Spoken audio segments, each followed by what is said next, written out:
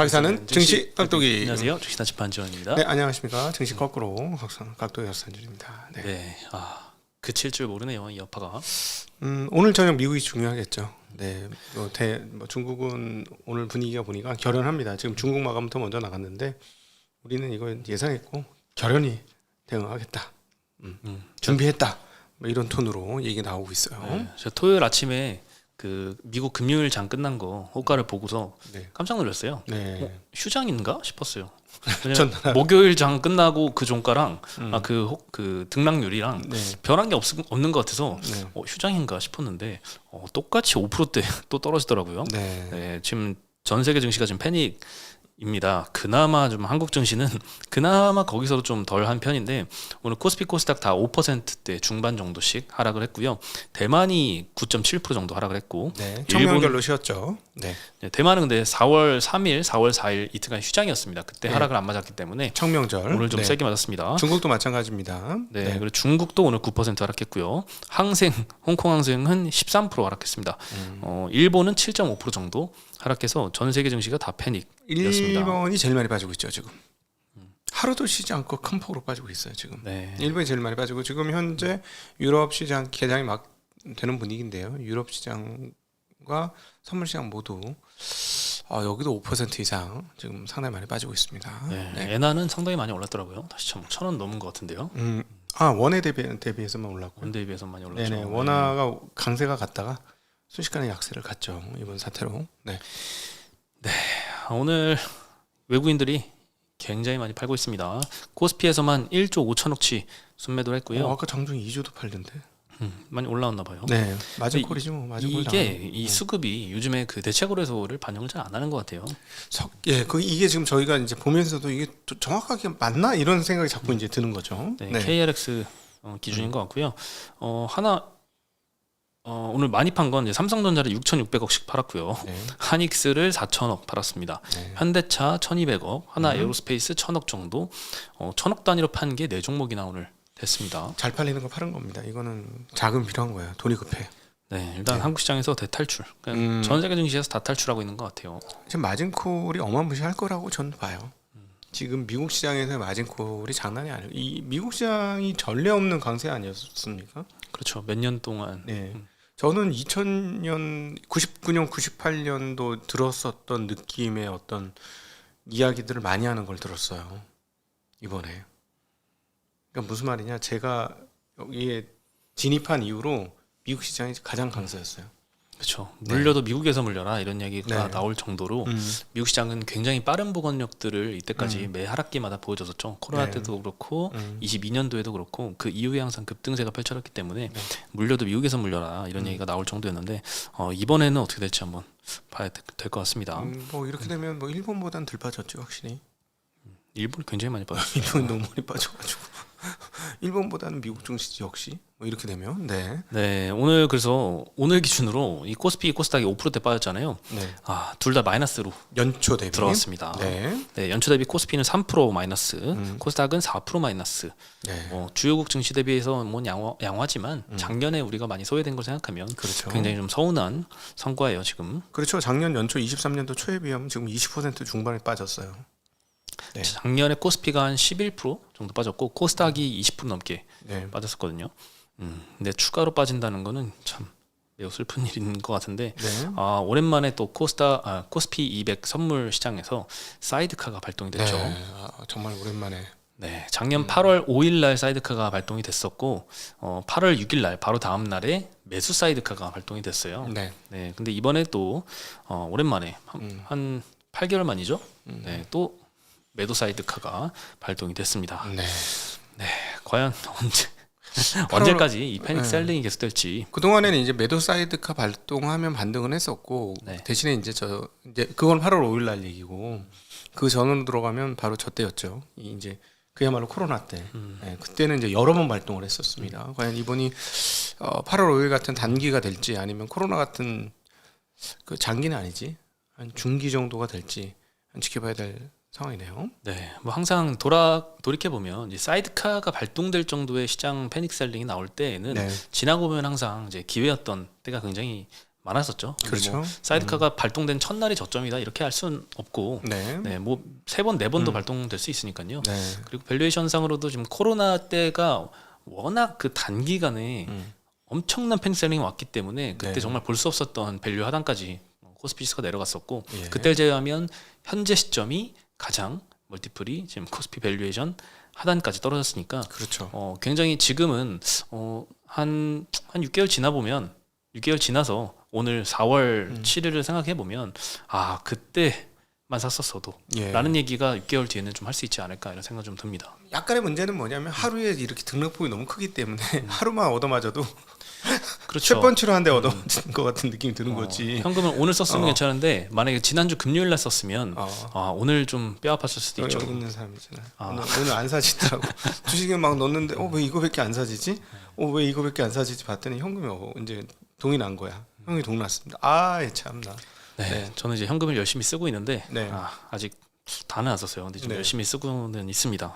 지금은 써야 될 때가 아닌가 이런 생각을 하고 있어요. 그렇죠. 이럴 때 뭐 나중에 뭐 다시 붙어 조립 로봇처럼 팔이 댕강 잘려 나가도 다시 붙습니다. 이 정도부터는 괜찮습니다. 제가 보기에. 네.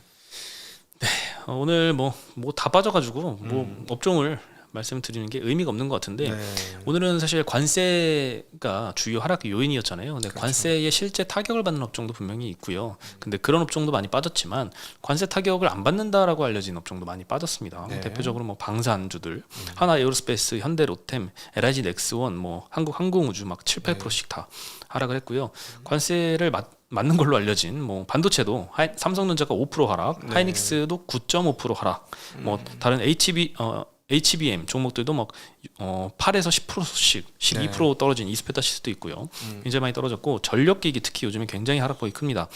현대일렉트릭, LS일렉트릭, 네. LS 일진전기, 효성중공업, 재룡전기, 산일전기 대부분 다 10% 내외로 많이 떨어졌어요. 뭐 여기서 이제 관세는 없는 회사도 있고 관세가 붙을 회사도 있고 막 섞여 있긴 한데 안 가리는 거죠 지금은. 그렇죠. 네. 뭐 K뷰티도 오늘은 좀 많이 빠졌고요. 파마리서치는 굉장히 잘 버티던 회사인데 오늘 7%나 이제 급락을 했습니다. 네. 굉장히 많이 떨어졌고 중국이 일단 보복 조치까지 발표를 했죠. 미국산 전 제품에 34% 보복 관세 하겠다라고 하면서 사태가 점점 악화되겠구나. 옛날에 17년도에 그때 18년도 그때 모습을 다시 보는 것 같은 이런 생각이 좀 들고 빌 에크먼 같은 이제 주요 인사들도 관세 부과를 비판을 하고 있죠. 그래서 빌 에크먼은 또 이제 월요일 날 파격적으로 이제 관세 유예 조치가 나올 수도 있다는 기대감을 좀 주는 이런 트윗을 올렸는데 너무 보이 편향 아니야? 네. 뭐 보이 편향일 수도 있고 이런 의견을 좀 참조해달라는 강한 목소리를 내는 거이겠죠. 근데 자기 후원금 많이 냈다 이거지. 예. 그러겠지 아마도. 네. 근데 정말 열받을 것 같아요. 트럼프한테 후원금을 많이 낸 사람들이 많을 텐데 그 사람들이 지금 다 얻어맞은 거잖아요. 네. 네. 그리고 이번 그 하락 사태는 미국의 뭐 헤지 펀드들도 종전에 아예 예측을 못했었던 상황이라서 네. 그대로 이번 하락은 대부분의 미국 투자자들이 다 맞았다라고 하더라고요. 그래서 제일 파라다이스에서 날개가 녹아내린 거지 순식간에. 태양 가까이 가도 날개가 안 녹아내려서 내 날개는 강철 날개야 이런 줄 알고 조금 더 가까이 갔더니 없어졌어. 그런 상황인 거죠 지금. 네. 어쨌든 오늘까지 알려진 이슈는 트럼프가 이 시장 매도세에도 불구하고 쓴 약은 삼켜야 할 때가 있다 이렇게 강행할 의지를 계속해서 밝히는 언급들을 하고 있고요. 뭐 관세에 관련해서는 언제든지 좀 뭐 이 언급 같은 경우에는 방향성이 막 이리 바뀌었다 저리 바뀌었다 하기 때문에 계속 이제 뉴스플로우를 지켜봐야 될 것 같습니다. 협상은 진행되되 의지는 꺾지 않을 가능성이 현재까지는 요 시츄에이션이 크지 않을까 하는 생각은 잠정적으로 가지고 있습니다. 네, 이제 상호관세 부과가 4월 9일인데 그때를 앞두고 전 세계 주요국 한 50개국 정도가 이미 트럼프 대통령과 협상하겠다라고 해서 협상을 요청한 상황이다라고 네. 하고요. 한국 정부도 8일에 이제 협상차 출국을 한다라고 합니다. 산업부의 통상교섭본부장이 8일부터 10일까지 나흘 일정으로 USTR 대표하고 면담하기 위해서 미국을 방문할 계획이라고 합니다. 야, USR 대표는 그 많은 국가들을 언제 만날까?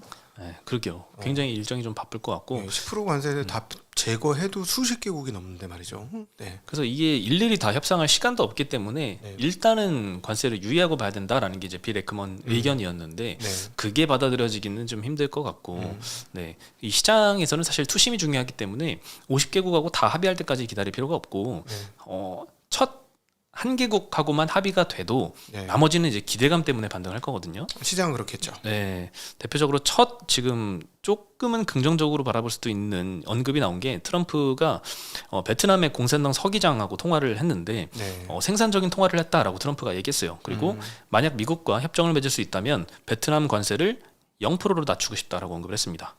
네, 베트남 관세는 이제 상호 관세 46% 부과를 해가지고 지금 뭐 삼성전자를 비롯한 한국의 네. 이제 많은 업체들, 의료 OEM도 마찬가지고요. 네. 뭐 휴대폰, IT, 세트 업체들 다 마찬가지로 관세 타격을 많이 받아서 주가 많이 빠졌는데 만약에 베트남하고 합의만 잘 돼도 네.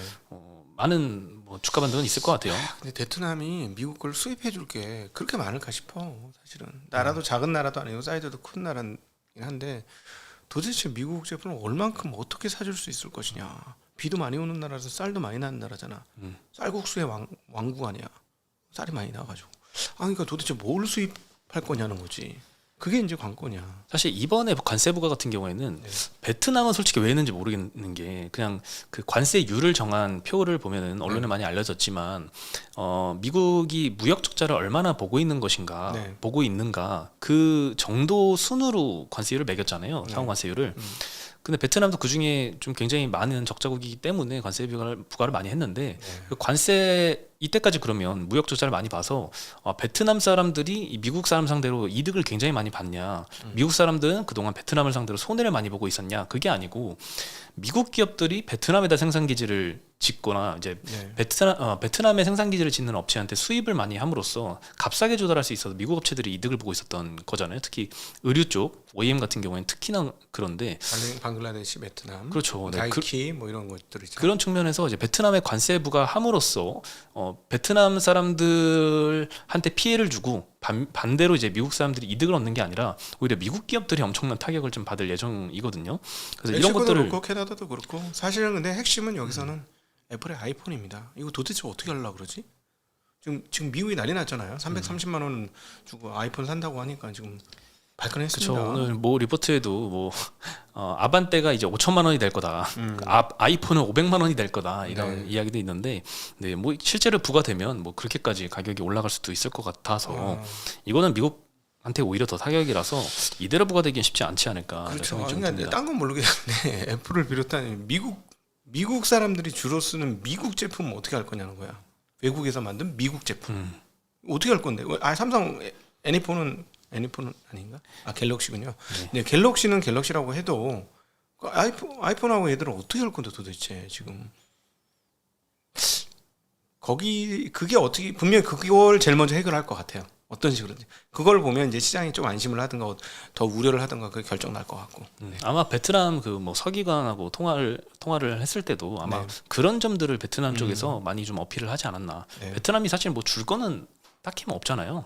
사줄 것도 별로 없어요. 네, 사줄 것도 별로 없어서 경제력 차이가 너무 많이 이렇게 되면 나가지고. 오히려 미국이 더 타격입니다. 이런 강조를 좀 하지 않았을까 싶고 트럼프가 뭐 0%로 낮추고 싶다 하고 하는 의도도 네. 그런 부분들을 좀 감안을 해서 그런 언급들을 하지 않았나 이런 생각도 좀 듭니다. 아이폰 미국에서 공장 만들어서 팔면은 대당 얼마를 받아야 될까 도대체? 네, 그거는 이제 관세만 안 받기 때문에 미국에서 생산하는 게 이득이 아니라 미국에서 생산함으로써 추가로 들어가는 비용이 너무 많아서 그러니까 그거는 생각하기도 힘들잖아요. 애플 입장에서도. 네. 네, 그래서 더더군다나 이 관세가 미국 기업들한테 엄청난 타격을 좀 주고 있습니다.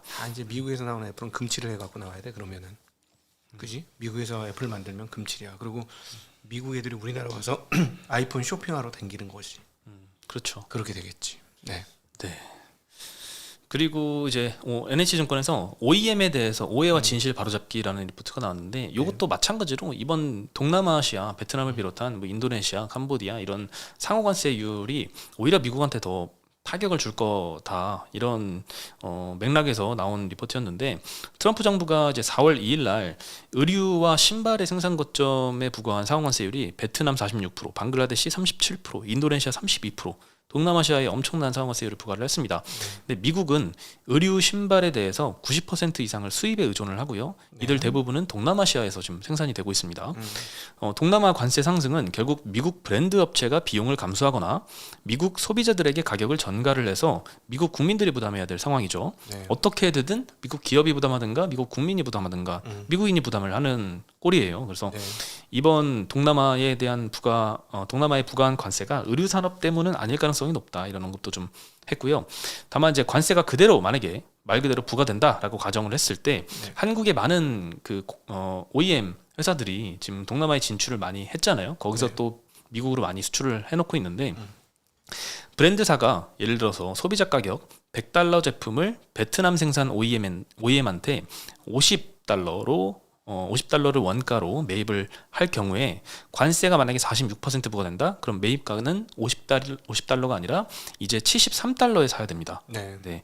이때 23불의 생산 비용이 이제 올라가는 상승 거죠? 비용이 올라가는데 이 중에 절반 정도를 소비자한테 전가한다라고 가정하고 30% 정도를 브랜드사가 부담을 한다라고 가정하고 20%를 OEM사한테 전가를 한다라고 했을 때 이 OEM의 납품가는 기존에는 $50에 납품했는데 이제는 45.4달러에 납품을 해야 됩니다. 약 9% 정도 이제 떨어지게 되는 거예요. 그래서 하지만 이제 한국의 OEM들은 이것보다는 타격이 좀 적을 것이다라고 언급을 하고 있어요. 왜냐하면 이 한국 OEM들이 동남아시아에서 생산하는 전 제품을 전부 다 미국한테만 수출하는 건 아니기 때문에 네. 그렇겠죠. 그래서 업체별로 이 OEM 업체별로도 대미 수출 비중이 다 다른데 한세 시럽 같은 경우에는 90%를 미국에 수출합니다. 스웨타. 예, 그러니까 이거는 관세 부과율이 만약에 이대로 확정이 된다면 굉장히 타격을 받을 수도 있는 상황이고요. 영업무역은 30%, 화성 엔터프라이즈는 25%. 그래서 높은 데도 있지만 낮은 데도 있다. 좀 선별적으로 봐야 된다. 뭐 근데 OEM 업체들은 전부 다 지금 그렇게 많이 막 폭락한 수준은 아닌데 대체적으로 이제 장기간 주가가 계속적으로 좀 많이 하락을 해왔었습니다. 그 중에 하나가 이제 JS 코퍼레이션이라고 여기도 의류랑 핸드백을 인도네시아, 베트남, 뭐 캄보디아 이런 데서 생산해서 주로 미국에 많이 수출을 하는데 오늘 신한투자증권에서 리포트가 나왔는데 PER이 2.9배다. PBR이 아니고. PER이요. 네. 네, 그러니까 저평가 오브 저평가죠. 네. 25년도 순이익이 720억 전망이 되는데 시가총액이 2천억 원 정도입니다. 그러니까 뭐 3배 정도 수준이다라고 네. 합니다. 네. 근데 물론 이런 것들은 주의를 해야 돼요. 이제 관세 부과를 받는 게 아직 실적 추정치 하향으로 연결이 안 된 실적 추정치가 아직 하향 안 된 기업들도 좀 있거든요. 네. 그래서 지금 뭐 코스피의 PER이 얼마니까 굉장히 좀 밸류 하단까지 떨어졌다. 그래서 무조건 사자 이런 접근이 좀 보수적으로 봐야 된다. 이런 의견도 좀 있습니다. 저도 아침에 이제 미국의 주요 기업에 대한 밸류에이션을 하면서 성장률을 전망치를 제가 마음대로 넣었거든요. 네. 성장률을 넣으면서 가만히 안 되는 게 관세로 인한 성장률이 마이너스가 날 수도 있는 거잖아. 그렇잖아요. 네. 근데 그걸 어떻게 예측해서 넣냐고. 못 넣겠더라고. 그래서 그냥 전년에 했던 거기서 약간 할인 쳐갖고 넣을 수밖에 없더라고요. 그런 문제가 있습니다. 만약에 이제 관세로 하면 실제로 역성장 나올 수가 있어가지고 역성장 나오는 순간 사실은 PER 멀티플 구하는 공식이 사실 무화돼요. 실전 현장 투자자들 입장에서는. 그래서 그런 부분은 감안하셔야 됩니다. 그 지금 모든 애널리스트들이 겪고 있는 고민거리가 아닐까 네. 생각을 합니다. 네. 추정치 반영을 도대체 관세의 영향력을 어느 정도로 반영을 해야 될지 네. 불확실하죠. 그래서 이 불확실성이 좀 끝나야 될 텐데. 네. 근데 주식 시장이 더 빠지면 어떻게 될까? 주식 시장 미국 시장이 지금 아직 덜 빠졌어. 제가 보기에는. 미국 시장이요. 예. 그래서 여기서 이제 뭐 S&P 기준으로 한 25% 빠져버리고 막 이래버리면은 이제 골 때리는 상황들이 오기 시작했거든. 곳곳에서 미국. 그러면 이제 상당히 견디기 힘들지 않을까? 일단 놀고 있는 퇴직자들이 시위하러 길거리에 쏟아질 것 같은데. 내 돈 내놔, 내 돈. 내 퇴직연금 이러면서.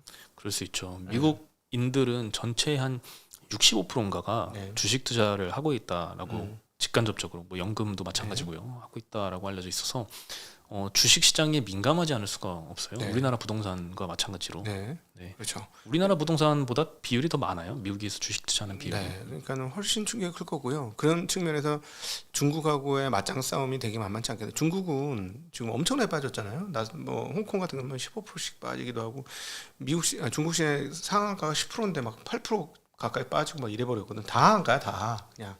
그럼에도 불구하고 GDP 대비 주식시장 규모가 굉장히 작아요. 그러니까 몇몇만 죽이면 돼. 막말로. 중국 사람 중에서 35% 니들은 죽었다고 생각해라. 그리고 그냥 맞짱 뜨고 싸우면 돼. 근데 미국은 아 그래요. 우리도 35%만 죽으면 돼. 그래도 싸워서 이겨야 돼. 이게 안 되거든. 다 죽거든. 그렇죠. 예. 이거 어떻게 하려고 그러지? 그리고 트럼프 입장에서도 지지율 하락이 가장 치명적이잖아요. 그렇죠. 네, 그거는 이제 다음 이제 공화당 선거에도 영향을 미칠 수 있는 문제니까 지지율이 지금 많이 떨어지고 있다라고 해요. 그래서 이것도 고려하지 않을 수는 없을 것 같은데 네. 지금 일단 하는 언급들로는 상당히 강행 의지는 굉장히 아직 커 보이죠. 아직 들 빠져서 그래요. 더 빠지면 어떻게 할 건데? 30% 빠지면 견디기 힘들다의 한 표입니다. 저는 S&P 기준으로 고점 대비 30% 빠지면 못 견딘다. 어떻게 생각하세요? 그거는 알 수 없는 것 같은데 어쨌든 고민이 굉장히 많겠죠. 네. 그리고 베트남 관련된 이제 관세율 0% 만들 수 있다 이런 언급에서도 알 수 있듯이 협상의 여지가 4월 9일까지 굉장히 크다라고 생각을 하거든요. 네. 그래서 이 50개국이 지금 협상하려고 달려들고 있다고 하는데 그 중에 뭐 한두 개만 협상이 완료가 됐다라는 소식을 들어도 네. 나머지는 이제 기대감 때문에 투심이 조금 지금보다는 훨씬 안정되지 않을까 이런 생각들 하고 있습니다. 네. 네, 불확실성이 가장 클 때가 주가 저점이죠. 그렇죠. 그래서 저는 괜찮다고 이제 분할 매수 미국 시장에서 주요한 종목들에 그래서 아침 시황에서 이제 밸류에이션까지들 해드렸는데 안 하던 거를 해봤는데 주식 시장 못 이길 거다라는 일단 아주 종교적이지만 않으면 이 종교적 신념은 무서워요. 종교적 신념은 자기 이익을 다 희생해서라도 그 목표를 달성하게 가거든요. 순교자적 마인드로. 네. 그것만 아니면 주식시장 이기기 힘들 것이다. 근데 종교적 마인드면 그건 안 생각해봤어 일단. 일단 생각은 못하겠어 무서워가지고 그것까지는 생각 못하겠어. 네.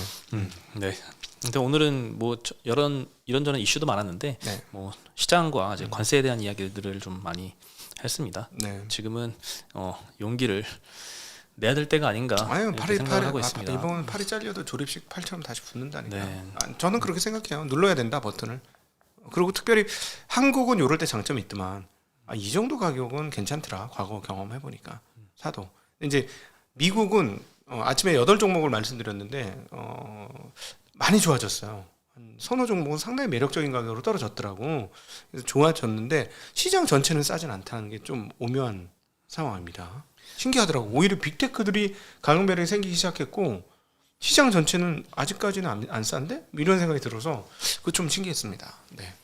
네, 어쨌든 사이드카가 발동이 됐고요. 예, 사이드카가 발동된 시점은 항상 지나보면 굉장히 매수하기 좋았던 시절일 확률이 굉장히 높아서 네. 지금 뭐 현금 비중이 없더라도 지금 버텨야 될 구간이 아닐까 생각은 들어요. 지금 만약에 도망가면 네. 내일 만약에 또 추가로 코스피가 막 6% 빠지거나 그럴 수도 있잖아요. 네. 네, 그럴 때 잠깐 기쁠 수는 있겠지만 다시 들어오기가 굉장히 힘들어서 네. 결국 지나 보면은 버티는 게 답이 아니었을까 이런 생각이 좀 들지 않을까 싶어요. 네. 저는 어디서 지금 현금 찾는지 막 이렇게 뒤지고 있습니다.